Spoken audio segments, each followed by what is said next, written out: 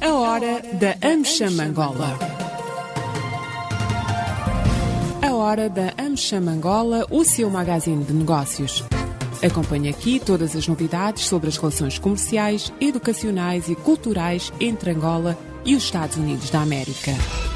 A AmCham Angola está afiliada à Câmara de Comércio dos Estados Unidos da América, a maior organização de negócios do mundo, representando mais de 3 milhões de empresas em vários setores e países. A hora da AmCham Angola. Todas as quartas-feiras, das 10 às 11, nos 95.5 FM. Luanda, Antena Comercial.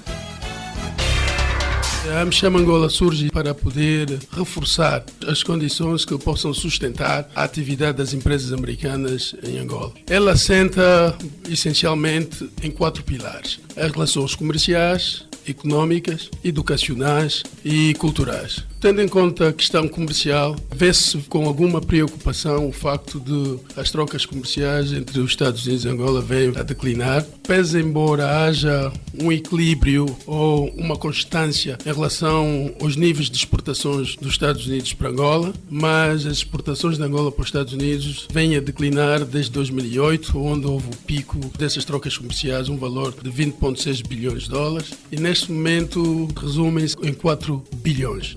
Do ponto de vista económico, as empresas americanas estão presentes em toda a parte do mundo e quando elas aparecem no mercado têm a tendência de criar empregos e participando exatamente no desenvolvimento do país anfitrião. Do ponto de vista académico, a AmCham está bastante ansiosa no sentido de encontrar mecanismos que aproximem pelo menos as instituições académicas a nível das universidades. Existem várias universidades nos Estados Unidos que estão interessadas em interagir com universidades em Angola, no sentido de poder contribuir na melhoria de formação e de educação dos quadros nacionais.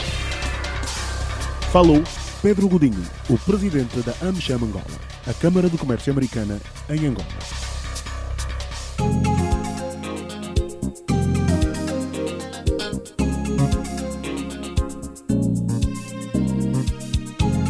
Estimados ouvintes da LAC, votos de muito bom dia, sejam bem-vindos a mais uma edição da Hora da AmCham, um programa de rádio da Câmara de Comércio Americana em Angola. Já sabe, este programa conta com a produção e realização e apresentação de Joel Costa, técnica de António dos Santos e, semanalmente, a quarta-feira, cá estamos, a partir das 10 horas na LAC e no canal de YouTube do Hora da AmCham para lhe apresentar os factos que marcam as relações comerciais entre Angola e Estados Unidos e a opinião do empresariado nacional e também dos Estados Unidos da América.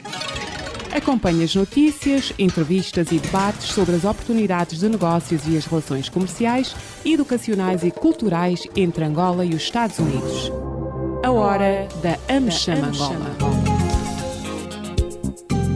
Vamos, sem mais delongas, saudar os nossos convidados de hoje. Falo-vos do engenheiro Pedro Godinho e também do Dr. Augusto Fernandes. Ambos hoje vão debater e o tema é o impacto dos incentivos fiscais e operacionais às empresas em tempo de Covid-19. Passo a saudar os nossos convidados. Engenheiro Pedro Godinho, muito bom dia. Bem-vindo à Hora da AmCham, ao painel de análise de economia. Muito bom dia. Bom dia, Joel. Bom dia, meu colega de painel, Augusto Fernandes. Um bom dia extensivo aos ouvintes de LAC. Um forte abraço aos membros da AmCham Angola. Também connosco está o Dr. Augusto Fernandes. Dr. Augusto Fernandes, muito bom dia. Bem-vindo ao nosso programa. Bom dia, João Costa. Bom dia, o engenheiro Pedro Godinho. Um bom dia extensivo também para toda a equipe que auxilia na produção desse programa e também para os ouvintes que são a razão de estarmos aqui nesta manhã para podermos comunicar e poder levar até as famílias a mensagem sobre economia. Muito bem, obrigado, Dr. Augusto. Hoje vamos falar dos incentivos económicos que são dados às empresas neste período de Covid-19. Há vários países a dar assistência às empresas e há países que até criaram empréstimos para as pequenas empresas. Por exemplo, os Estados Unidos criou o COVID-19 Small Business Loans and Assistance, que é um alívio a nível das dívidas no setor bancário e também apoio às operacionais para assegurar que as empresas empresas continuem a pagar aos seus empregados. Também há o estímulo fiscal, também a nível federal, pode-se ler no site da US Chamber of Commerce, que é o Small Business Stimulus Aid. Também, do ponto de vista dos impostos, alguns países tomaram a decisão de abrir mão de algum dinheiro de impostos para efetivamente assegurar que as empresas pudessem continuar a pagar salários, porque estão a receber menos dinheiro. Há a questão das pessoas terem que ficar em casa e confinadas, e por isso alguns negócios, uns foram à falência e outros tiveram que reduzir trabalhadores, mas vários são os estados que encontram formas para assegurar que as empresas ou não fechem portas ou pelo menos se reduzirem os trabalhadores, que não mandem todos para casa, e abrir mão de receber impostos e alguns estímulos do ponto de vista do sistema bancário tem sido à medida. Em Angola, deu-se uns estímulos no início que não se compreendia muito bem e que as empresas disseram que eram insuficientes, e agora o BNA deu uma moratória para que as empresas possam aderir a moratórias de pagamento dos créditos. Mas vem quase 2 anos depois da pandemia, quando os outros países tomaram essas medidas logo no início e Angola vai tomando no fim. Vamos agora chamar os nossos convidados para analisar esses estímulos e começamos pelo engenheiro Pedro Godinho, na qualidade de empresário. Engenheiro Pedro Godinho, o que dizer dos estímulos que são dados noutras economias, comparando com os que são dados em Angola, e que impacto esses estímulos dados em Angola estão a ter nas empresas e aqueles que não são dados também, que falta têm estado a fazer? Joel, esse é um tema extremamente importante para a vida daqueles que escolheram a atividade empresarial e também para milhares de trabalhadores que todos os dias, ou quase sempre, ao longo desse tempo, vão perdendo os seus empregos. É com bastante tristeza que constatamos que noutras geografias, na Europa e tantos outros países, Estados Unidos, conseguimos ver que a nível da Europa mobilizou-se no sentido de virem em socorro às empresas e conseguiram mobilizar 750 bilhões de dólares como bailout às empresas que estavam em asfixia. Nos Estados Unidos criaram-se vários fundos e há empresas, se tiverem acima de 200 trabalhadores ou mais, acabam tendo financiamento na condição de pagar caso o mercado reaja positivamente. E se não conseguir pagar, admitir-se então a fundos perdidos. São bailout, são medidas de socorro financeiro que o Estado americano decidiu criar para vir em socorro das empresas e para manter os postos de trabalho. Em Angola, nosso país, para quem exerce atividade empresarial, provavelmente não podia sonhar nem esperar que, em função das condições econômicas que o país atravessa, não podiam esperar que o governo viesse em socorro das empresas com injeção de capital. Mas, pelo menos, esperávamos que houvesse algum alívio fiscal. Eu vou dar um exemplo ilustrativo de quão penalizante, quão difícil é e o calvário que o empresário, muitos de nós, levam às costas nessa fase tão difícil. Dificuldade é essa que não só provém do Covid, mas que já perdura 7 anos. Em 2014, a economia de Angola entrou em crise. Estamos em 2021 e é a crise que refletiu exatamente a nossa petrodependência. Covid bateu-nos a porta em 2020, 6 anos depois. É a crise que já o país vivia. Mas o Covid era esperado que alguma posição mais consentânea, não diria até solidária, porque aqui não é questão de solidariedade, é mesmo uma obrigação de se encontrar soluções que minimizem, pelo menos, o impacto negativo sobre os postos de trabalho. E para quem exerce atividade, era esperado que pelo menos houvesse um alívio fiscal. E vou dar-te um exemplo ilustrativo. Alguém que elabora o seu payroll de salários, já com muitas dificuldades, por falta de receitas, e porque um bom número de empresas neste momento já estão em coma induzido, outras a caminho da morte. Apesar desta agonia, os 100 milhões que devias gastar com os trabalhadores, associado a isso tens o de acidentes de trabalho, porque isso é obrigatório pagar. Os seguros para muitas empresas que optaram por essa decisão de garantir o seguro de saúde. O que é com isso dizer? São pagamentos, são obrigações que tens de pagar pontualmente. Se calhar o seguro nem tanto, entras em default, as consequências não são grandes. Mas para as obrigações tributárias, se no 30º dia do mês não pagares o que deves à AGT, no dia primeiro, se devias de pagar 15 milhões, vais pagar 30 milhões. Para isso é impossível. Já não pedimos que o nosso governo venha em socorro das empresas com bailouts ou injeção de capital, mas pelo menos pensar seriamente no alívio fiscal. Se tu tens de pagar 15 milhões de impostos, dadas as circunstâncias, podemos dizer pague pelo menos 40%. 30% do que deves, para naturalmente ter algum fôlego para poder pagar os salários dos seus colaboradores. E uma das coisas que mais me preocupa, Joel, é essa juventude que todos os dias está a ser dispensada e que vão aumentando a legião de desempregados. A minha maior preocupação é que a mente dos jovens desocupadas acabam sempre por criar outras situações, naturalmente a delinquência é um dos refúgios da juventude, porque eles depois vão dedicar-se ao consumo do álcool, porque não têm nada para fazer, uns vão recorrer às drogas, substâncias psicotrópicas, e depois, quando já tens o álcool associado à droga, a tendência natural é agir de forma pouco correta. E aí, para a delinquência, já é um passo. Depois vamos nós a correr com ponta de fuzil, matou, atropelou, fez, vamos condenar. É um mal social, mas ainda a delinquência não constitui para nós a maior preocupação. A maior preocupação reside no facto, na possibilidade de aparecer alguém que oportunisticamente trabalha a mente dessa juventude desempregada. E já que já estão numa fase de espera, e é muito normal ouvir-nos dizer e as pessoas agirem, perdido por um, perdido por mil, eu aqui sentado não vou fazer nada mesmo. É para se então a convocar para ir para a rua, então aí começam as convulsões sociais. Portanto, apesar do Covid, é importante que o nosso executivo seja capaz de criar um equilíbrio entre as necessidades de contenção dos níveis de contágio e também a economia. O nosso executivo começar a pensar na emissão de uma licença que autoriza o exercício da atividade em época de pandemia. Uma checklist dos procedimentos que têm que seguir. Desinfecção das mãos, máscara, distanciamento, tudo o que nós possamos conceber em termos de medidas de biossegurança, vamos utilizar, vamos fazer. E aquelas unidades de negócio que tiverem condições de exercer a sua atividade sem aumentar, sem potenciar o risco de contágio, vamos deixar trabalhar. A economia precisa movimentar-se, a economia precisa ser estimulada. E ela, no invés de ser estimulada, está a ser asfixiada. Aquelas unidades de negócio que, uma vez acordados os procedimentos, têm que seguir. Se houver algum incumprimento, a primeira faz uma multa. A segunda vez for encontrado, fecha-se a unidade de negócio, mas não se podem asfixiar a economia com muitas medidas draconianas, porque nós temos mesmo que saber conviver com o Covid. O Covid vai estar entre nós durante muito tempo, porque até agora não se conseguiu encontrar soluções para o combate da Covid, poder minimizar o caso das vacinas. E quando o Covid começou, quase não havia voos,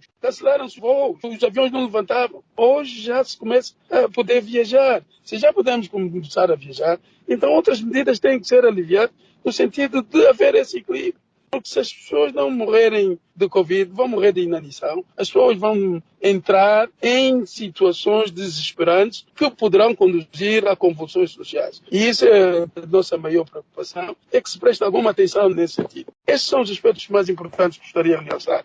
Muito obrigado, engenheiro Pedro Godinho. Aqui é um dado fundamental. O engenheiro Pedro Godinho, que aqui nos explicava a questão do alívio. Já é sabido que um dos negócios mais conhecidos do engenheiro Pedro Godinho, o famoso e célebre restaurante de Jango Veleiro, teve que demitir trabalhadores e tem as portas fechadas. Já vamos mais para frente falar sobre isso com o engenheiro Godinho, mas vamos ouvir aqui o Dr. Augusto Fernandes. Dr. Augusto Fernandes, qual é a avaliação que faz dos benefícios que foram dados pelo Executivo, quer pelo BNA na moratória dos créditos, cujo prazo para adesão ainda estará em vigor, se a mora não me atraiçoa, e também no início, do ponto de vista fiscal, o adiamento de pagamento de alguns impostos, mas que por um período muito curto, porque agora as multas estão aí e estão a doer. Acha que essas medidas já são suficientes? Joel, dizer que o Dr. Pedro Godinho quase esmiuçou tudo, não é? E ficou claro que as empresas precisam de apoio e não estão a ser apoiadas. O que foi feito e o que está a ser feito, quase nada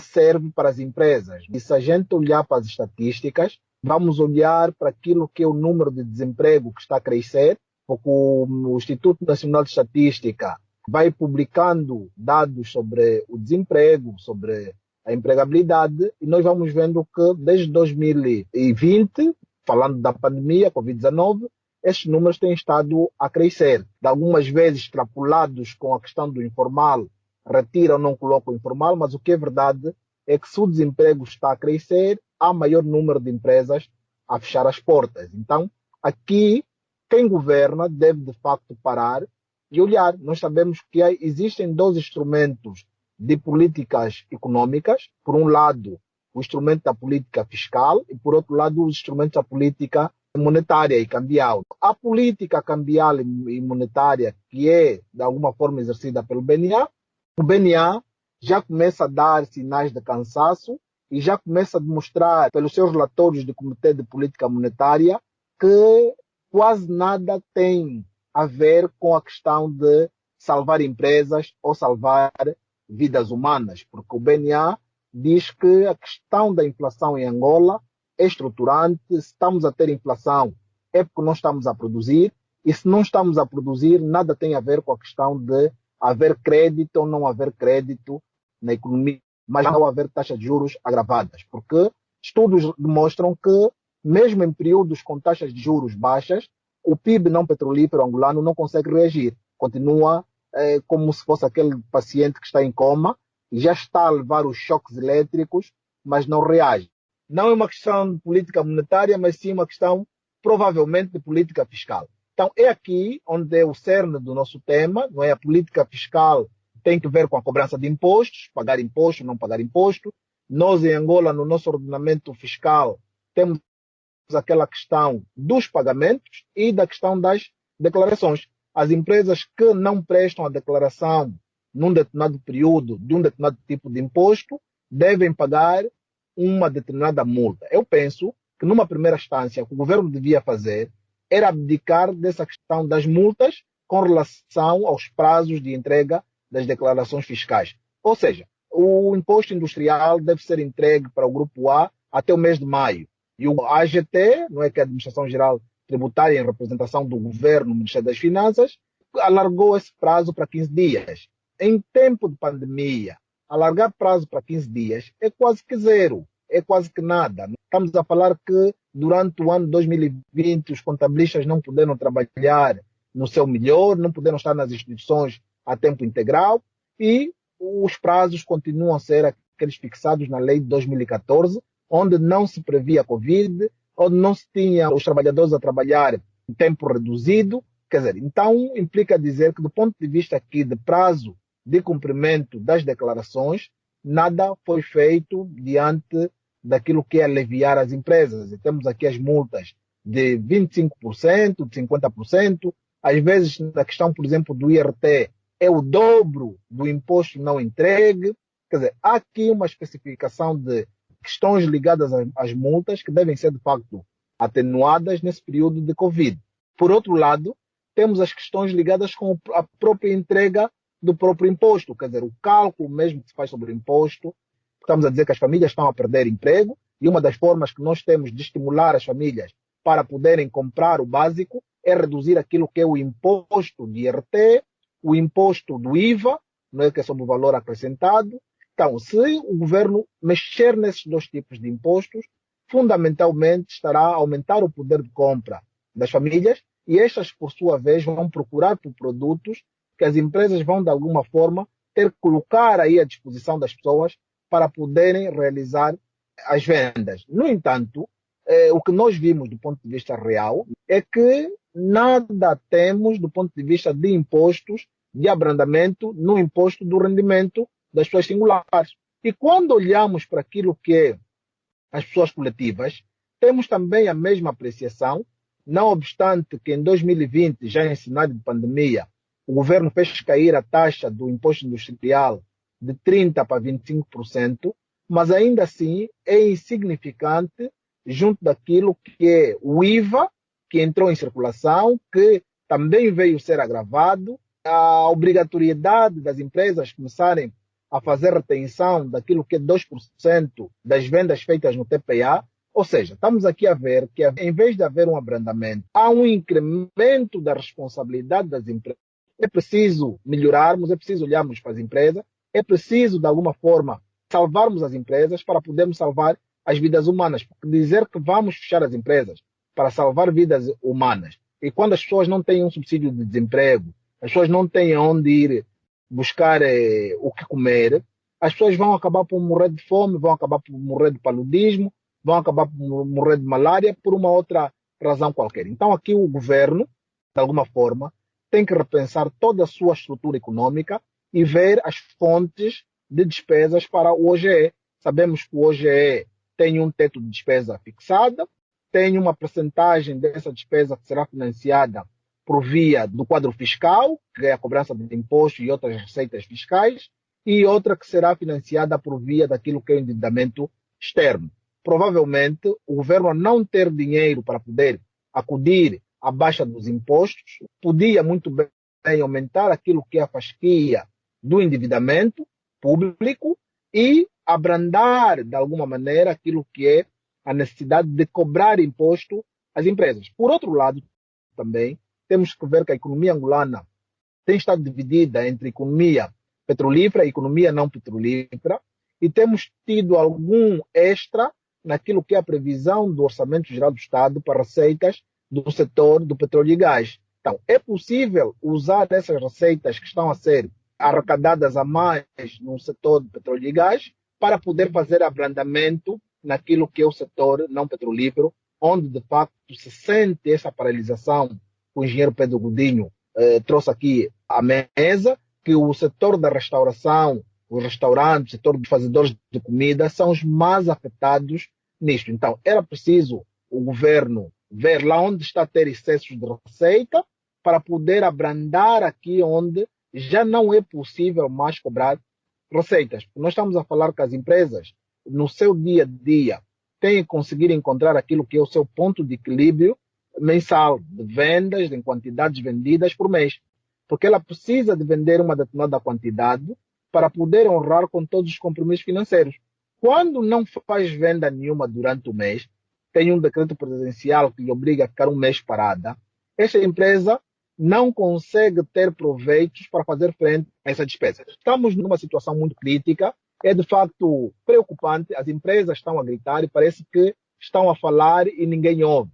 Então, é preciso alguém do outro lado ver aqui uma comunicação institucional, sobretudo do Ministério das Finanças, que vai direcionada para as empresas para poder, de facto, dar um carinho a quem produz riqueza, porque, de facto, são as empresas que estão aí na primeira linha a fazer a produção de riqueza. Então, o governo, por via do Ministério das Finanças, deve, de facto, comunicar com elas, fazer um carinho à cabeça, se for necessário, chamar por via das associações, por via de grupos técnicos, os empresários, conversar com os empresários e tentar encontrar uma solução para podermos sair dessa situação todos com vida. Porque não basta somente salvar as pessoas e permanecer as empresas em estado de moribundas, porque, de facto, vamos criar situações não muito boas para o país. Lembrar, conforme o Pedro Godinho disse muito bem, que a nossa crise começou antes do Covid. Em 2015 já estavam as empresas em estado de sofrimento. Com a vinda do Covid só veio agravar, dizer que Angola está na 6ª recessão econômica e se nada for feito com essa taxa de mortalidade das empresas, em 2021 teremos a 7ª recessão econômica consecutiva que, de facto, depois fica complicado ressuscitar essa economia desse estado de depressão profunda em que está a caminhar. É quase uma década de crise econômica. Não é de facto bom e sem as empresas não vai ser possível salvar a economia nacional ou fazer com que a economia retome ao crescimento econômico. Então, aqui o nosso apelo e a nossa mensagem vai mesmo diretamente para o Ministério das Finanças, que faça de facto um carinho às empresas de todos os quadrantes, mas com fundamental aquelas empresas que foram fortemente afetadas com a paralisação do lockdown, não é, Joel? Muito obrigado, Dr. Augusto Fernandes. Caro ouvinte, sou agora Cintos hoje a acompanhar o programa Hora da AmCham, que hoje estamos em debate a apresentar-lhe naturalmente o tema, o impacto dos incentivos fiscais e operacionais. Por exemplo, a moratória de crédito é um incentivo operacional, não é fiscal, às empresas em tempo de Covid-19. Os nossos convidados são o engenheiro Pedro Godinho, presidente da AmCham Angola e empresário, e o Dr. Augusto Fernandes, que é auditor. A Hora da AmCham Angola, o seu magazine de negócios. Agora é o momento de intervalo. Angola é uma das grandes potências em África, sendo um dos 3 parceiros estratégicos que temos no continente, a par da África do Sul e da Nigéria. A grande importância desta parceria é podermos ter uma série de diálogos de trabalho ao mais alto nível, o que significa que os problemas são resolvidos mais rapidamente. Temos um diálogo bastante dinâmico na área econômica. A presença de companhias americanas cá em Angola é muito forte e tem um peso importante na economia deste país. O nosso debate com o governo de Angola passa também pelas áreas da política, segurança regional, direitos humanos, tráfico de pessoas e, sobretudo, pelas áreas da saúde e da energia. Para nós, esta parceria representa o forte compromisso dos Estados Unidos para com Angola, que é um país cada vez mais influente em África e no mundo. Continuamos a trilhar caminhos certos e seguros rumo a uma cooperação mais robusta em benefício mútuo dos povos angolanos e americanos. Falou Nina Fai, a embaixadora dos Estados Unidos da América em Angola. Angola é o terceiro principal parceiro dos Estados Unidos da África subsaariana. Para esse efeito, estão no país empresas de todos os setores de atividades. Uma delas é membro da AmCham, a Chevron, que opera em Angola com o nome Cabinda Gulf Oil Company. Vamos ouvir o testemunho da Chevron e aquilo que é a expectativa da Chevron na AmCham Angola. The establishment of the AmCham in Angola creates a unique opportunity to strengthen U.S.-Angola commercial and economic relations. O estabelecimento da AmCham em Angola cria uma oportunidade única para fortalecer as relações comerciais e económicas entre as duas nações. Acreditamos que as oportunidades de benefício económico e financeiro mútuo continuam por ser exploradas. The Chamber has the potential to be a critical tool in the Angolan government's efforts to diversify the economy. Esta Câmara tem o potencial para ser uma ferramenta crítica nos esforços do governo angolano para diversificar a economia. We are confident that the values, goals and objectives of the Chamber complement those of Chevron and will result in a deepening of commercial and diplomatic relations between our two countries. Estamos confiantes de que os valores, metas e objetivos da AmCham complementam os da Chevron e resultarão no estreitamento das relações comerciais e diplomáticas entre os nossos dois países. Juntos, podemos fazer a diferença e contribuir para aproximar Angola e os Estados Unidos da diplomacia económica. Falou Judy Moses, diretora-geral para o desenvolvimento de ativos da Chevron Cabral. Estamos a acompanhar a Hora da AmCham Angola, o programa de rádio sobre as oportunidades de negócios e as relações comerciais, educacionais e culturais entre Angola e os Estados Unidos da América. Todas as quartas-feiras, das 10 às 11 horas, aqui na LAC.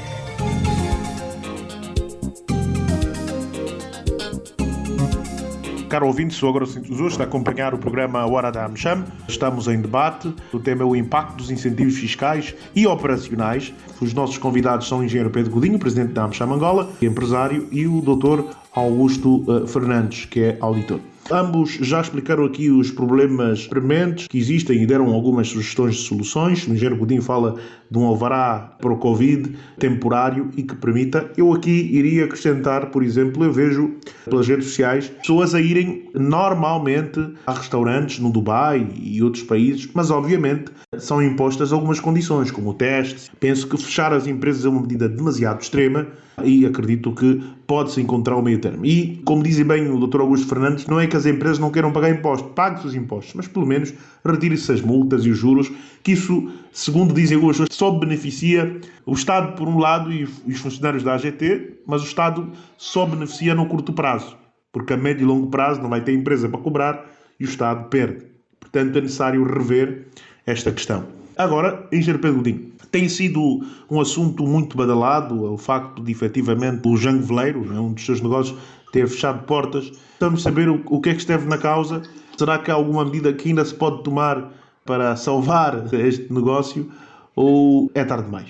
Joel, não gostaria de referir-me somente no Jango, mas em todas as unidades e similares. Se virmos que quando foi decretado 8 de junho, as medidas, a abertura dos espaços, sobretudo dessas unidades, no sábado e domingo, muita gente veio à rua e dizer que seria exatamente a desgraça de todo mundo. Claro está que essas medidas são extremamente draconianas e poderia até denominar, são medidas que serviram de carrasco e deram exatamente o golpe de misericórdia àquelas unidades que já estavam em coma induzido. Como disse inicialmente, a crise começou em finais de 2014, foi se acentuando e naturalmente com o decorrer do tempo, tanto que as coisas fossem mudar, chegou-se uma altura que a primeira medida não foi despedir, não é? Dispensar pessoal. A primeira medida foi encontrar soluções que permitissem cortar custos sem chegar a extremos. Confesso-lhe que, em função da necessidade que tínhamos em manter o time e tendo em conta também a esperança que se tinha, acreditando sempre que a crise passaria logo a seguir, passamos a recorrer exatamente a título de empréstimo das outras empresas do grupo. Ouvido 3 anos nessa situação, entramos em desespero. Joel, confesso que tomamos a pior decisão possível para um gestor. É recorrer a empréstimo a financiamentos para pagar salário e para pagar impostos. Porque o IRT, quando não é pago no 30º dia do mês, quando tu vês pagar no dia a seguir, pagas 100% de multa. É tudo a dobrar. Portanto, são sensações muito desagradáveis e destruturantes, porque a pior coisa que a gente quer ter é conflitos com o Estado e a falta de cumprimento das obrigações fiscais. Dentro desse princípio, em desespero de causa, tivemos que recorrer até a financiamento para pagar impostos. Isso não é sustentável. Possível é, mas não é sustentável. Então, fomos sempre mantendo, reduzindo gradualmente o número de colaboradores, fomos reduzindo sempre, mas sempre na esperança, acreditando que as coisas fossem mudar. Então, com esse decreto de 8 de junho, foi exatamente o checkmate, foi o golpe de misericórdia, porque fomos forçados a fechar e mandar todo mundo para casa. E, aliás, quer dizer, utilizamos o termo fechar e encerrar as atividades, porque o João não tem portas, e por isso vamos tendo ainda despesas para manter em termos de segurança e, naturalmente, dar suporte ao staff que vai garantindo a segurança do espaço. O resultado disso, com muita tristeza, é ver trabalhadores com 12, 13, 14 anos de trabalho a irem exatamente para o desemprego e, naturalmente, com os compromissos que foram assumindo. Aqui é que está a nossa preocupação e porque 90% dos nossos trabalhadores, até diria 95% dos trabalhadores, são todos jovens.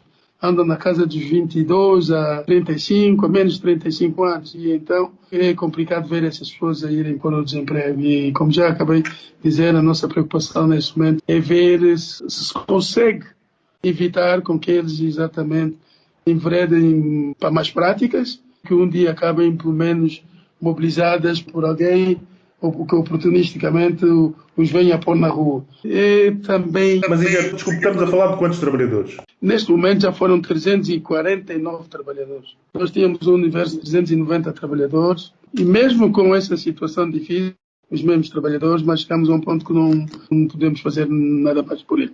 E eu gostaria que a nossa liderança levasse isso em conta, porque há pais, chefes de família que já estão a sustentar os seus dependentes a partir de contentores de lixo. Isso é um sinal extremamente negativo e essas pessoas não recorrem a esses contentores de lixo por prazer, por vontade.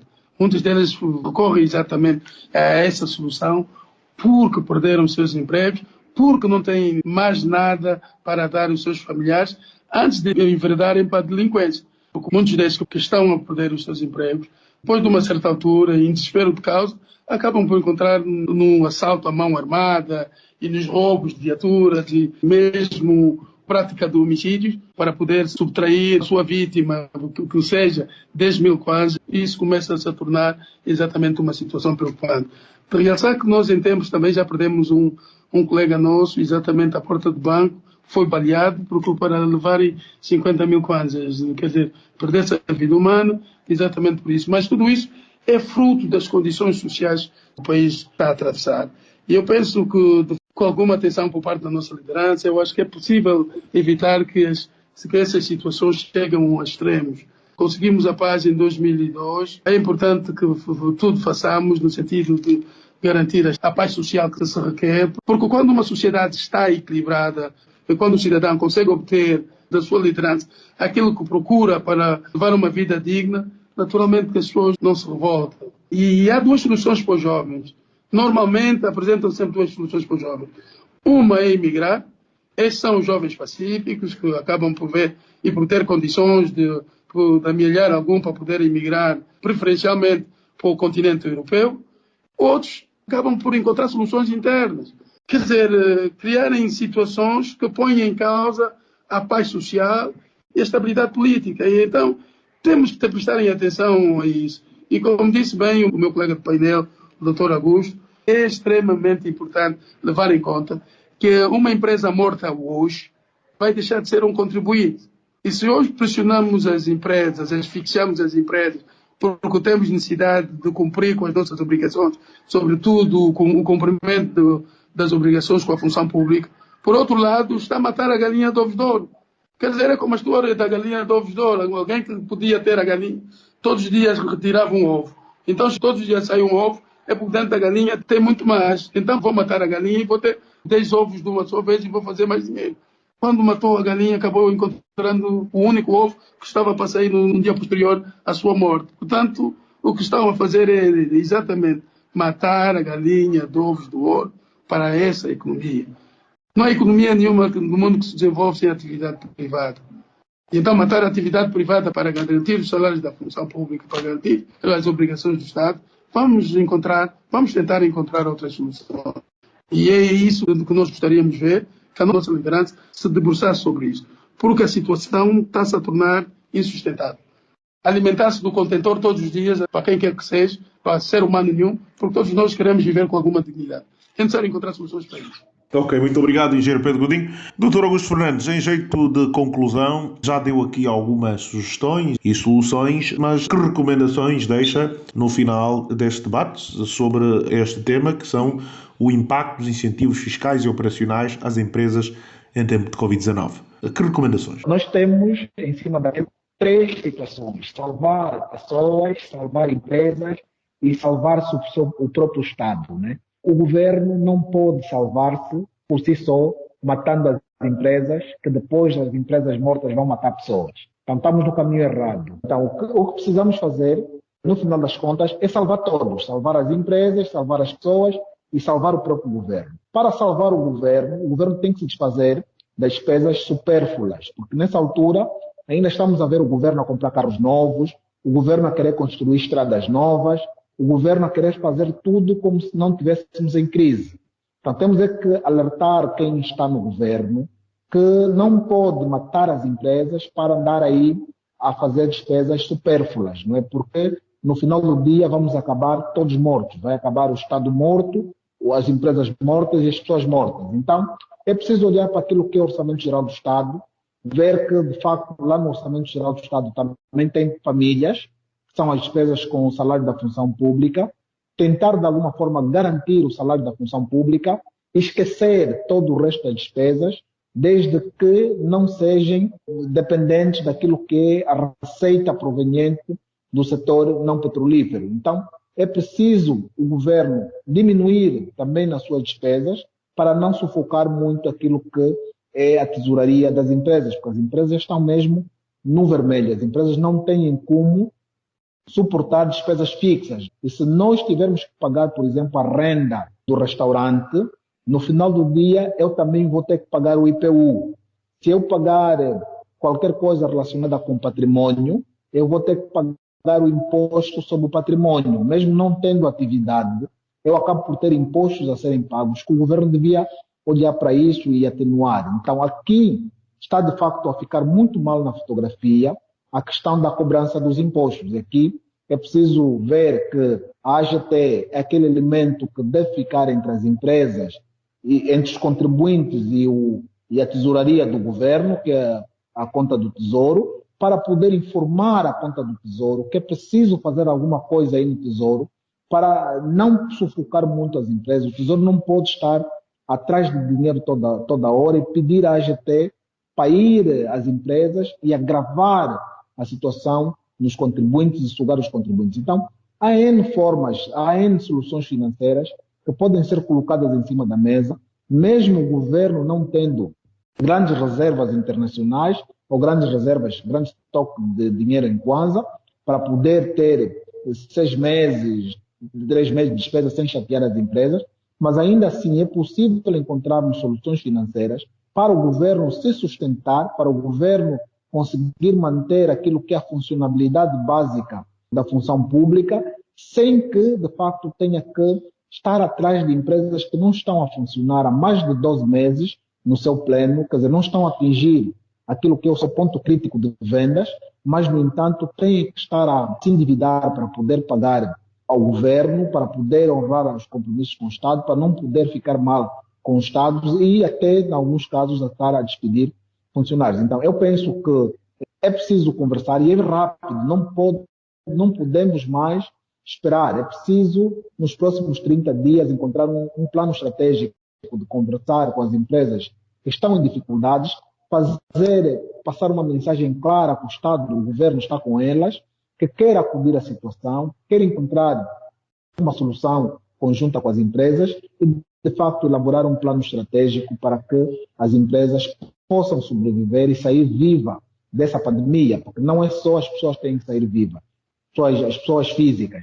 É preciso que as pessoas jurídicas também consigam sair vivas desta pandemia e que podemos festejar em 2022, 2023, quando nós encontrarmos técnicas de convívio com esta pandemia. Porque essa pandemia não vai amanhã, nem depois da manhã, ela veio para ficar, está aí conosco, então todos nós temos que consentir sacrifícios. Não fica bem o governo estar a comprar carros novos, o governo estar a comprar edifícios novos, estar aí a fazer despesas supérfluas, quando, de facto, as empresas que geram a riqueza nacional, que é, de alguma forma, a fonte do imposto, estão a sofrer, estão a fechar as portas. Eu penso que, a título de conclusão, seriam esses remates que a gente podia dar como recomendação para a nossa liderança. Muito obrigado, Dr. Augusto Fernandes. Engenheiro Pedro Godinho, telegraficamente, recomendações antes de concluirmos este debate. As recomendações são essas, que a nossa liderança, pelo menos, ouça o clamor daqueles que encontram-se em situações de desespero e, sobretudo, a nossa juventude, porque, de facto, o nível de desemprego a nível da juventude está próximo dos 60%, e isso é, de facto, preocupante para uma sociedade muito frágil como a nossa, que veio, historicamente falando, desde os anos 60 até 2002, sempre com conflitos e com tribulações. Portanto, este é um dos aspectos que deve-se levar em conta, que é extremamente importante prestar atenção à necessidade da garantia dos empregos para todos, mas sobretudo para a juventude, porque a juventude é que mais espera, a juventude é mais impaciente e a juventude é a força motriz de qualquer sociedade. Aliás, nós sabemos, todos nós, quem faz a revolução, quem vai à rua, quem naturalmente manifesta a defesa dos seus interesses, de uma forma geral, acima de 90% é a massa jovem. E então, uma vez mais, gostaríamos que a nossa liderança prestasse alguma atenção a este aspecto, recorrendo exatamente por soluções que permitam a sobrevivência daquelas empresas que ainda estão vivas. Há algumas ainda em coma, mas se essas que estão em coma puderem ser socorridas com medidas urgentes e assertivas em relação aos aspectos que aqui já abordamos e afloramos, será bem-vinda essa posição da nossa liderança em vir em socorro das empresas que muito clamam por esta ajuda. Muito obrigado, engenheiro Pedro Godinho. Obrigado também ao Dr. Augusto Fernandes. Votos de continuação de excelente quarta-feira. Muito obrigado a todos. Estamos a acompanhar a Hora da AmCham Angola, o programa de rádio sobre as oportunidades de negócios e as relações comerciais, educacionais e culturais entre Angola e os Estados Unidos da América. Todas as quartas-feiras, das 10 às 11 horas, aqui na LAC.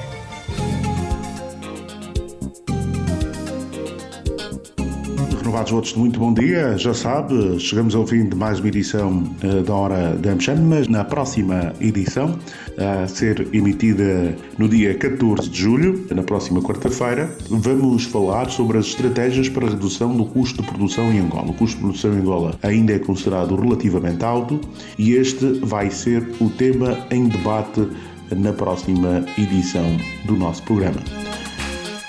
Mas aos nossos ouvintes deixamos um pouco do que foi a última edição do Painel Petróleo e Gás sobre o conteúdo local em Angola, desafios e oportunidades, onde estivemos com o engenheiro Pedro Godinho, presidente da AmCham Angola, o José Oliveira, que é o investigador do Centro do SEIC, da Universidade Católica, o Frederico Martins Correia, que é partner da Deloitte para a área de petróleo e gás. Também estiveram connosco duas convidadas. Primeira vez tivemos as senhoras, Berta Issá, que é a vice-presidente da direção da ACEA, que é a Associação das Empresas Autóctones Prestadoras de Serviços à Indústria Petrolífera. Para além da Berta, também esteve a Márcia Pita, que é a CEO da CIMEL Oil Field Services. Vamos deixar-vos com um pouco do que foi debatido para recordarem, e na próxima semana vão ouvir quais são as estratégias para a redução dos custos de produção em Angola. Anos, especialmente os primeiros anos, até talvez ao virar do século, o conteúdo local tinha graves problemas para se implementar. Implementaram-se algumas grandes GVs, algumas feitas com a Sonangol, outras feitas poucas com empresas privadas. Aliás, eu não sei quantos anos tem a do Godinho, mas já é bastante antiga. As do Largo são montadas pelo Largo, também já começaram no século passado. E há mais meia dúzia de casos, mas de uma maneira geral, trabalhou-se bastante mal na proteção devidamente orientada para se aumentar o conteúdo local.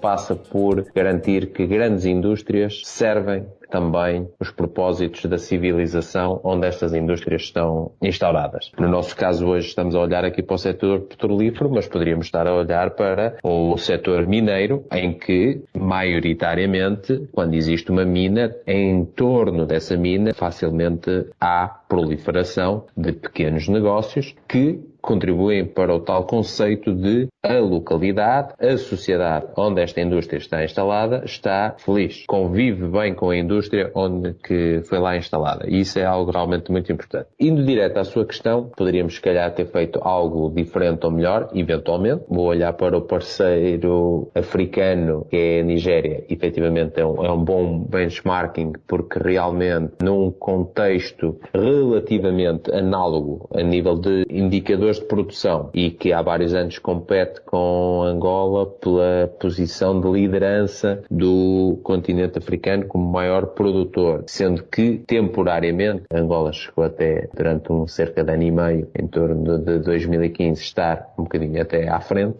É natural que poderíamos chegar a ter feito algumas coisas diferentes. O problema hoje é que as empresas angolanas não têm contratos de média e longa duração. A maior parte da contratação que é feita às empresas 100% angolanas, elas são on spot. A maior parte, não vamos dizer que são todos, mas a maior parte é on spot. É agora já. Uma das operadoras precisa de um serviço urgente ou de um fornecimento de um produto. Lembra-se de uma empresa angolana e chama. Não nos permite planear, não nos permite fazer projeções, não nos permite crescer, não nos permite recrutar, acima de tudo. E nós falamos que esta lei veio para a promoção, para a criação de emprego e qualificação da mão de obra nacional. Só que sem oportunidades, sem contratos de média e longa duração, nós não podemos começar a fazer planos de contratar pelo menos 100 trabalhadores. Além da contratação, não podemos fazer planos para investir no desenvolvimento da mão de obra destes trabalhadores, enviar pelo menos para um curso ou para uma formação de 3 anos. E sabemos quando o trabalhador vier com mais competências, a empresa ainda vai existir porque nós temos contratos de longa duração. A contratação é o grande calcanhar de Aquiles para a industrialização deste país. As poucas empresas que tiveram oportunidades de ter contratos de média e longa duração investiram. Nós temos aqui o caso da CIMEL. A CIMEL investiu, tem infraestruturas. Temos algumas empresas angolanas, a nossa associação, que foram das poucas a fazer investimento em infraestruturas e hoje são elas que são chamadas, e é o caso que a CIMEL deu, são subcontratadas, mais uma vez, contratos on spot, pelas grandes prestadoras de serviços, porque hoje já temos infraestruturas e hoje eles veem que há uma maior redução do custo de operação e hoje as empresas não só querem reduzir, como querem optimizar os seus custos. O primeiro passo é nós termos a certeza de onde é que nós queremos levar realmente a indústria de petróleos daqui para a frente. Queremos todos beneficiar e ter muito mais financiamento de fora, porque a realidade é crua e dura. Nós aqui dentro não temos a banca nem a prestadores de serviços com 2, 3 milhões de compras. Imagino, eu estou-lhe a falar procurement. Eu posso ter um contrato com uma petrolífera, posso ter a PO, que é Purchase Order, e isto serve de contrato, serve de colateral em qualquer banco lá fora, estrangeiro. Nós aqui dentro não vale nada. Nós podemos ter isso e ir ao banco, olha, está aqui, preciso do empréstimo que é para comprar este equipamento. E é impossível, porque eles dizem, não, você precisa de 3 milhões, então põe aqui 3 milhões que eu vou emprestar-lhe 3 milhões. O que eu vos quero dizer é que a maior dificuldade que nós temos, até nesta indústria que é pesada, requer um financiamento muito elevado, nós não conseguimos da banca buscar empréstimos, mas nós servimos de banca para a exploração petrolífera em Angola. Nós recebemos em 120 dias. Eu vou comprar o produto, eu vou prestar um serviço com os melhores técnicos nacionais que nós já temos. Eu posso dizer em fishing, por exemplo, são técnicos que já estão aqui com mais de 20 e tal anos de experiência e mesmo assim nós recebemos a 120 dias. Então nós temos que upfront, comprar os equipamentos, temos que pagar o pessoal todos os meses e só recebemos daqui a 120 dias. Então quer dizer, na nossa vamos à banca, não conseguimos. Não temos moratória de Covid, não tivemos direito a nada. Todas as Lambegês e as outras, as estrangeiras, todas elas dentro no país deles tiveram direito a apoios, tanto da banca como do Estado, até em questões de pagar impostos e tudo mais. Tiveram participações e tudo mais. Nós aqui não tivemos nada, é tudo do nosso bolso. As empresas multinacionais ou não, que estiverem associadas a angolanas, começam já com 49% já de vantagem. É muito. É discricionário. Não se exige que elas estejam em Angola, mas discricionariamente a gente poder dizer, olha, se essa empresa, uma é multinacional, tem as mesmas competências tecnológicas, tem exatamente a proposta comercial, se calhar pior, mas ganhando um concurso vai permitir que a sua joint venture em Angola continue viva, os dividendos que a empresa angolana obtiver dessa joint venture vai fazer um investimento no mercado nacional, vai dar emprego, vai potenciar outros projetos e esse dinheiro vai exatamente para potenciar as outras economias. Então seria mesmo dizer, olha, você tem possibilidade de 51%, 60%, dinheiro correto sem o conteúdo local. Mas, para aquelas empresas que serem o conteúdo local, pelo menos tem 40%. Já de vantagens de 49%. E depois o resto faz. É preciso encontrar uma forma de motivar. Porque nós tivemos aqui empresas, uma delas fez questão de fazer um investimento de 100 milhões de dólares aqui, para fazer o blending, para fazer o processamento dos químicos aqui. Outra insistiu em não fazer. Infelizmente, a que não fez, neste momento, continua a beneficiar de contratos, e a que fez o investimento, não. Onde é que está aqui a proteção do conteúdo local? Então isso é um problema sério.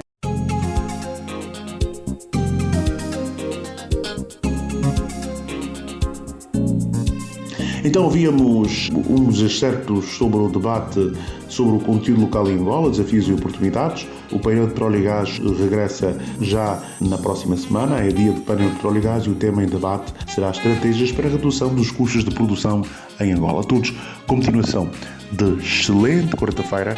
Nos voltamos na próxima semana, se Deus quiser. Até lá, um forte abraço. A hora da AmCham Angola. A hora da AmCham Angola, o seu magazine de negócios. Acompanhe aqui todas as novidades sobre as relações comerciais, educacionais e culturais entre Angola e os Estados Unidos da América. A AmCham Angola está afiliada à Câmara de Comércio dos Estados Unidos da América, a maior organização de negócios do mundo, representando mais de 3 milhões de empresas em vários setores e países.